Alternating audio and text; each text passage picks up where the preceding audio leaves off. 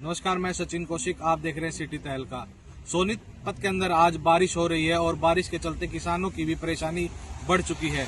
परेशानी ऐसे बड़ी है कि कोई एक तरफ किसान अपने गेहूं काट कर मंडियों में पहुंचा रहे हैं, लेकिन दूसरी तरफ बारिश के कारण गेहूं जो है नमी पकड़ चुके हैं। आपको दिखा देते हैं जो ये गेहूं है वो कैसे नमी पकड़ चुके हैं। कहीं पर गेहूं गिर चुके हैं, कहीं पर गेहूं ऐसे हो चुके हैं कि अब कटाई के लायक नहीं रहे हैं। वहीं पर इसके दौरान देखना होगा कि किसानों की कितनी परेशानी बढ़ती है और क्या उनको जो हकीकत के दाम है वो मिल पाते हैं और इनको कितना समय लगता है, बारिश कितनी लंबी चलती है। अगर बारिश लंबी चलती है तो इनको गेहूं सुखाने में कितना टाइम लगेगा। जब गेहूं सूखेंगे उसके बाद ही कटाई होगी और तभी किसान को उसका मुआवजा मिलेगा, जो उसकी अमानत है वो उसको पैसा देगी।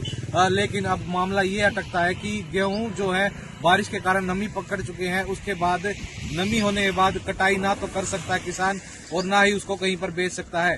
इसी दौरान अब देखना ये होगा कि बारिश कितनी रहती है और बाद में ये देखना होगा कि किसानों की जो फसल है वो कब तक काटी जा सकती है, क्योंकि मेन मुद्दा ये रहेगा कि बारिश रुकने के बाद धूप कब निकलती है और कब ये गेहूं सूखते हैं। उसके बाद ही किसान अपनी फसल को काट सकता है।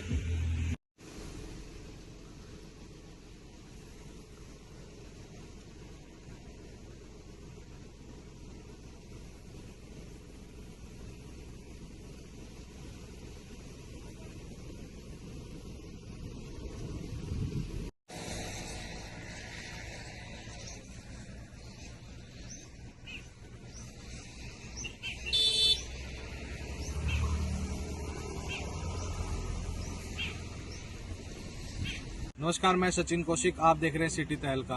सोनीपत के अंदर आज बारिश हो रही है और बारिश के चलते किसानों की भी परेशानी बढ़ चुकी है।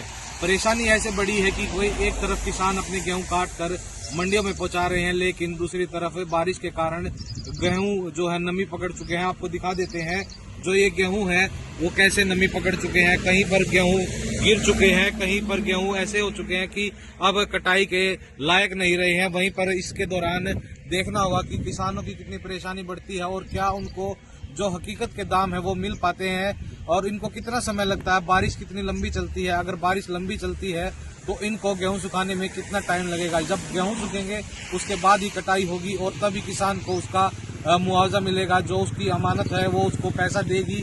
लेकिन अब मामला ये अटकता है कि गेहूं जो है बारिश के कारण नमी पकड़ चुके हैं, उसके बाद नमी होने के बाद कटाई ना तो कर सकता है किसान और ना ही उसको कहीं पर बेच सकता है।